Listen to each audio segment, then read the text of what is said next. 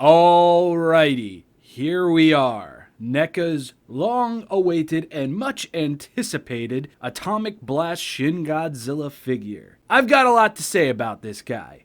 I don't want that to sound negative or anything like that, but there is definitely a lot to talk about. So let's stop dilly-dallying, talk about the paint, talk about the detail, and then we will get into articulation. So this is what our Atomic Boy is going to look like in the packaging. Take a good look, because this is the last time we'll be seeing packaging like this for a NECA Godzilla figure, as according to NECA. And here's what he looks like when you get him right out of the box. Man, my lighting is absolutely destroying anything white or bright colored. I really need to work on that. But yeah, taking a closer look at the figure, I mean, there's purple, there's red, there's black. It's Shin-Godzilla. Moving up to the head, and this is the first thing that I was paying attention to.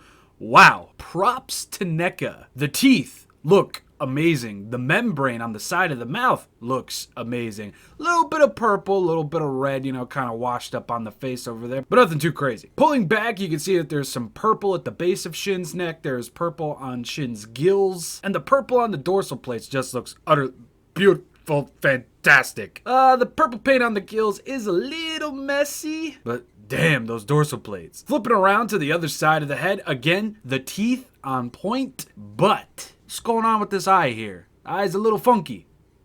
Just a little bit.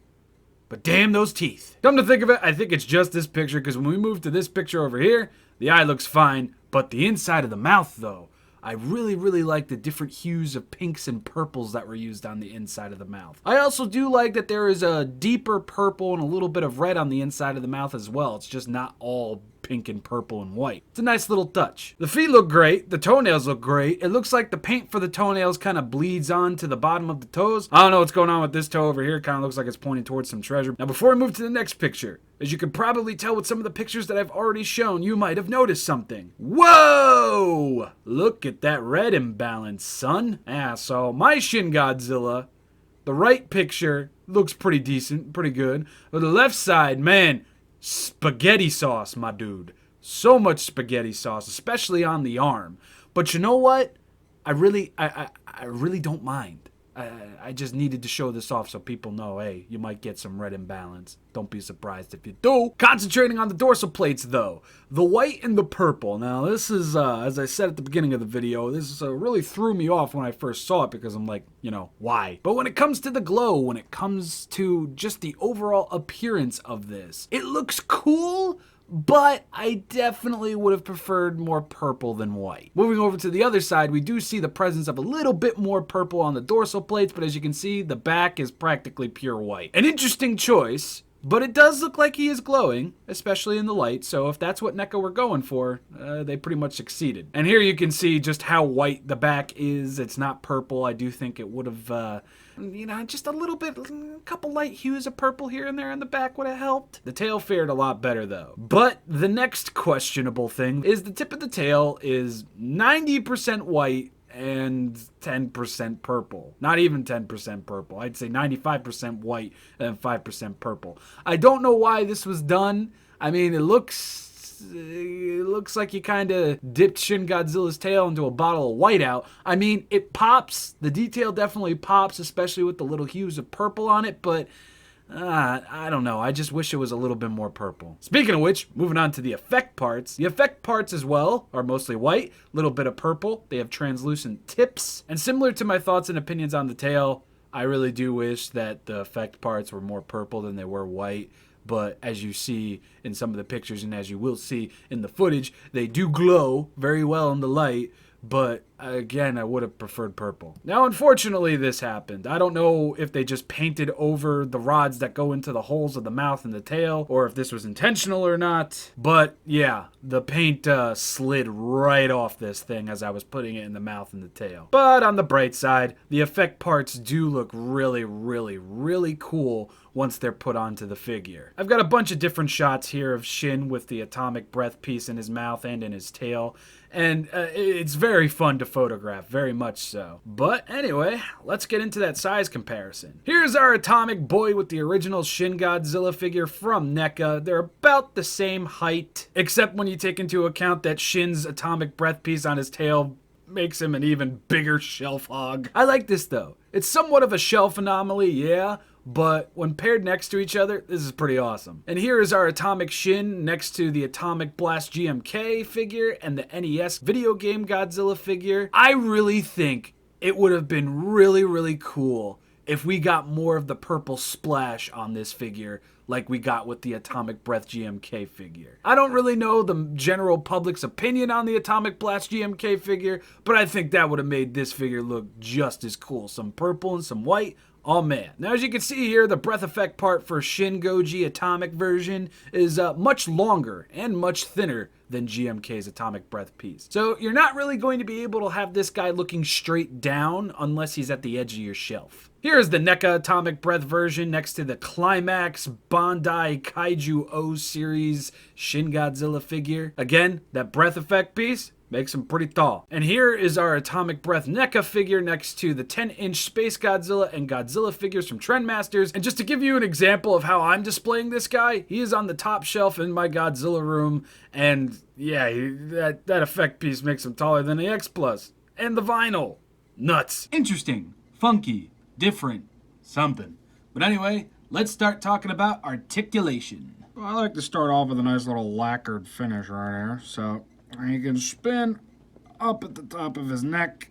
You can also spin at the base of the neck. What a sight to see.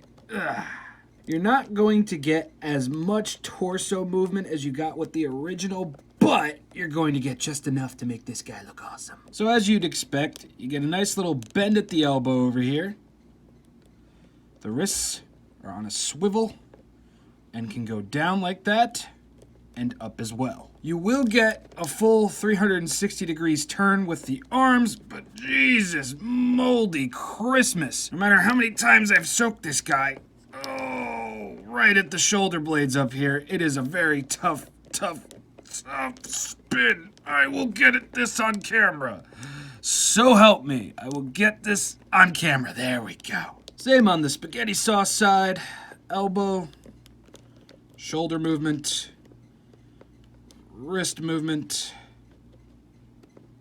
and more wrist movement. Now here at the thigh, you're going to be able to kick pretty far forward. I'm actually rather surprised with how far up this leg can go. You're going to get a very nice bend forward at the knee. My God, miracles are real.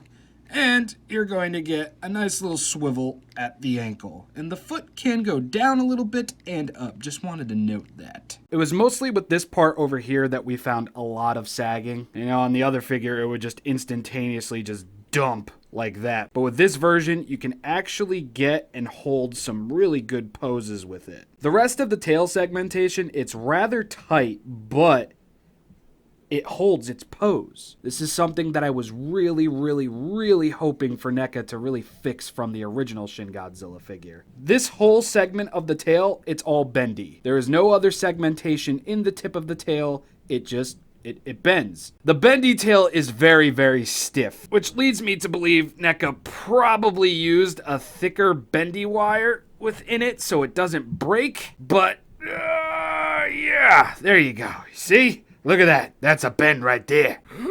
Oh yes, I really must give it up to NECA for the retooling of the tail, the better joints, the tighter sockets, whatever you want to call them. This is definitely the biggest improvement on the figure. All right, just to give you lot an example on how much better NECA's Atomic Breath Shin-Godzilla's tail is, look at this.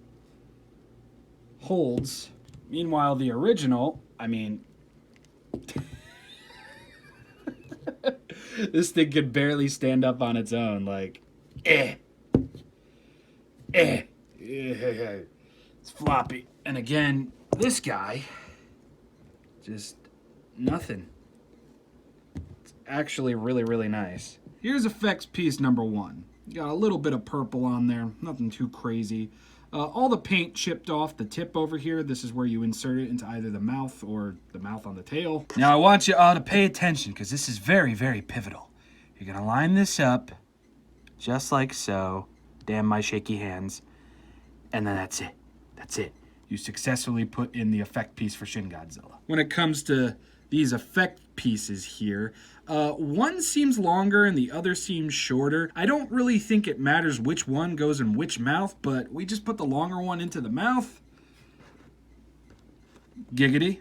Now let's put the shorter one in the mouth, and this one's obviously just a little bit more closer. You can't really see the peg when you're looking at him from the side. Now when it comes to the tail, locate the hole on the top, and just slide her in. And you're good. I do feel like there might be a bit of a divide on this thing. I do have a feeling some people are going to feel a little bit let down with the more presence of white than purple. Obviously, the imbalance of red on my figure is a little bit upsetting, but I don't mind. Like, when it comes to certain things like that, I mean, I'm the type of person that was just begging for more red on Shin-Godzilla figures, and I got it. I do recommend going out into the wild and looking for this guy rather than just ordering him online like I did. Because for all I know, the first batch just has a little bit more white to it than it does purple. I'm not sure, so if you're out in the wild, be sure to look at the dorsal plates and the tail as much as you possibly can before choosing your figure. I like this guy. I am so happy to finally have him in my collection. Again, the white I feel really could have been dialed back a bit, but to say I'm not loving this thing would be a pure, total, utter lie.